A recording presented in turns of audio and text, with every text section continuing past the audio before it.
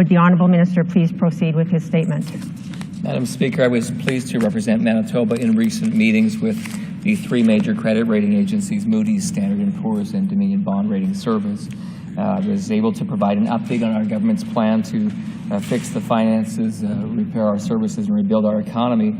And Manitobans understand that every dollar spent on interest payments for our province's debt is a dollar that cannot be spent on improving services for Manitobans, services that Manitobans rely on in health care, education, and infrastructure. And the reality is that every credit rating downgrade that results from unsustainable fiscal policies means that money that should be spent on the priorities of Manitobans in Manitoba is instead paid to lenders outside our province. And Manitoba homeowners understand the threat posed by potential increases to borrowing rates. While we are living at a time of historically low interest rates, we know that rates will inevitably rise in the future as they have in the past. And when they do rise, even a modest 1% increase would mean nearly $100 million more in new costs borne by Manitobans. Credit rating agencies made their concerns about the previous government's debt clear with their rating comments in the past. Moody's said in 2014 that the negative rating outlook reflects our assessment of the execution risk surrounding Manitoba's plan. In August of 2015, DBRS said that the previous government's fiscal outlook continues to disappoint due to further delays to restore fiscal balance.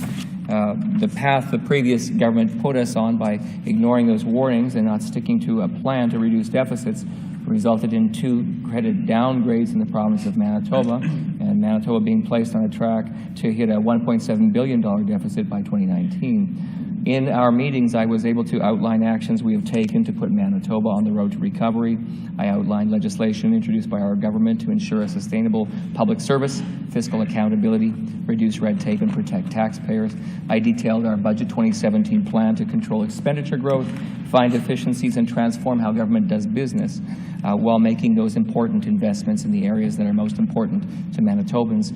I also shared the work that Manitoba Hydro is currently undertaking to achieve efficiencies and address its own financial challenges. The agencies showed interest in the Fiscal Performance Review report included in Budget 2017 and the work of the Fiscal Advisory Panel, whose report helped inform decisions for Budget 2017. And I was pleased to share that our government acted quickly on recommendations of these reports, realizing savings in areas like tax credit changes. I am pleased to report that credit rating agencies are receptive to see progress is being made by the Manitoba government over the last year in curbing the spending growth in the 2016 year, and the actions that we're undertaking in Budget 2017 to further address the deficit. They agreed with our assessment that we are not out of the woods yet. They share our concern about Manitobans' overall debt levels and deficit. They appreciated that our plan in Budget 2017 includes multi-year targets, but they continue to express concern that under the previous government's targets were not met. I provided assurances that we intend to meet our targets and are focused on our responsible recovery plan to balance the budget while protecting frontline services. Madam Speaker, Manitoba faces challenges in restoring the financial health of the province, but we are confident in our plan to fix the finances, repair the services, and rebuild the economy. We believe that Manitoba will rise to the challenge. We are on the road to recovery.